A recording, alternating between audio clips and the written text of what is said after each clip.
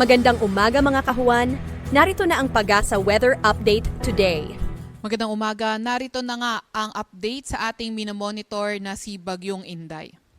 Ito ang ating latest satellite image kung saan may minomonitor pa nga rin tayong bagyo na nasa loob ng ating Philippine Area of Responsibility.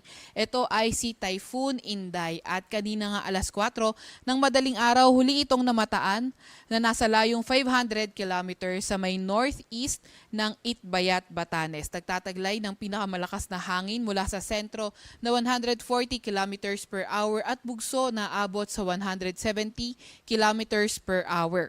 Kumikilos sa direksyong northwest sa bilis na 20 kilometers per hour. Nakita nga natin na itong si Bagyong Inday ay papalapit na sa boundary ng ating PAR at papalabas na nga ng ating area of responsibility. Gayunpaman, kailangan pa rin natin mag-ingat kasi na-enhance nito yung southwest monsoon o habagat kaya nagiging maulan sa malaking bahagi ng ating bansa, lalo na nga sa may kanlurang bahagi ng Southern Luzon at sa may Visayas. Sa mga susunod na slide, ipapakita nga natin yung mga areas na may mga malalakas na pag-ulan kaugnay nga ng southwest monsoon o habagat. Ito naman yung latest track ni Bagyong Inday.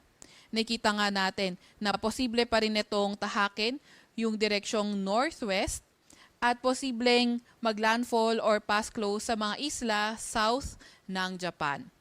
Posible na nga rin lumabas ito na ating Philippine Area of Responsibility this morning. In the next 12 hours, posible pa rin ito mapanatili itong kanyang typhoon category at posibleng humina into a severe tropical storm habang binabaybay nga nito yung mainland China.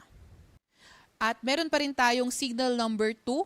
Dito yan sa hilagang bahagi ng Batanes, particular na nga sa may Itbayat, Batanes. Samantalang signal number 1 naman sa nalalabing bahagi ng Batanes, sa may Babuyan Islands at ang northern portion ng mainland Cagayan. Posible pa nga rin yung gusty conditions sa mga area kung saan nag-lift na tayo ng tropical cyclone wind signal.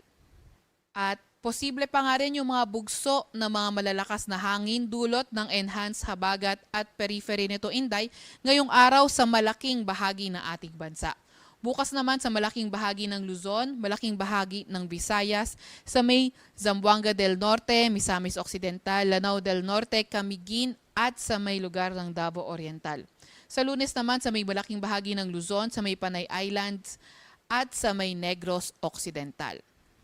Dahil nga sa epekto ng enhanced southwest monsoon, meron tayong mga malalakas na mga pag-ulan na inaasahan.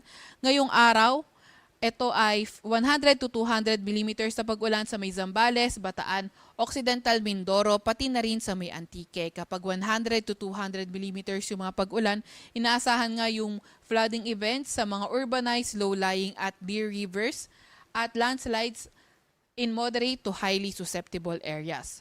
50 to 100 mm naman ng mga pag-ulan ang posible sa La Union, Benguet, Pangasinan, Tarlac, Pampanga, Bulacan, Metro Manila, Rizal, Laguna, Cavite, Batangas, Oriental Mindoro, Romblon, Palawan, Aklan, Capiz, Iloilo, Guimaras, Negros Occidental at Negros Oriental. Kapag 50 to 100 mm na mga pag-ulan, yung flooding sa mga ay posible sa urbanized, low-lying, near rivers at landslides sa mga highly susceptible areas. Bukas naman ito yung mga areas na makakaranas ng mga malalakas na mga pag-ulan, 100 to 200 mm na mga pag-ulan sa may Zambales, Bataan at sa may Occidental Mindoro. Samantalang 50 to 100 mm na mga pag-ulan, posible sa may Metro Manila, Ilocos Sur, La Union, Benguet, Pangasinan, Tarlac, Pampanga, sa may Bulacan, Rizal, Cavite, Laguna, Batangas, Oriental Mindoro, Romblon, Palawan, Antique at Aklan. Sa Lunes naman, meron pa rin tayo inaasahan na 100 to 200 mm na mga pag-ulan sa may Zambales at Bataan. 50 to 100 mm naman ng mga pag-ulan posible sa may Metro Manila, Ilocos Norte, Ilocos Sur, La Union, Benguet, Pangasinan, sa may Tarlac, Pampanga, Bulacan, Rizal, Cavite, Laguna, Batangas at sa may Occidental Mindoro. Heavy rainfall warning kung saan naka-yellow alert na sa lugar ng Bataan, sa ilang bahagi ng Zambales, ilang bahagi rin ng Cavite at sa may lugar nga dito sa may Batangas. Samantalang inaasahan, yung may rainfall advisory din tayo kung saan inaasahan yung light to moderate with occasional rain sa Nueva Ecija, Quezon at Rizal, at ito ay nakakaapekto na sa Metro Manila, Tarlac, ilang bahagi ng Batangas, Laguna, Bulacan, Zambales, Pampanga, Cavite at sa mga nearby areas. Meron din naman tayong gale warning sa lugar ng Batanes, sa may Cagayan kabilang na ang Babuyan Islands. Kaya kung maaari ay huwag munang pumalaot sa mga lugar na ito dahil magiging maalon hanggang sa napakaalon ng karagatan.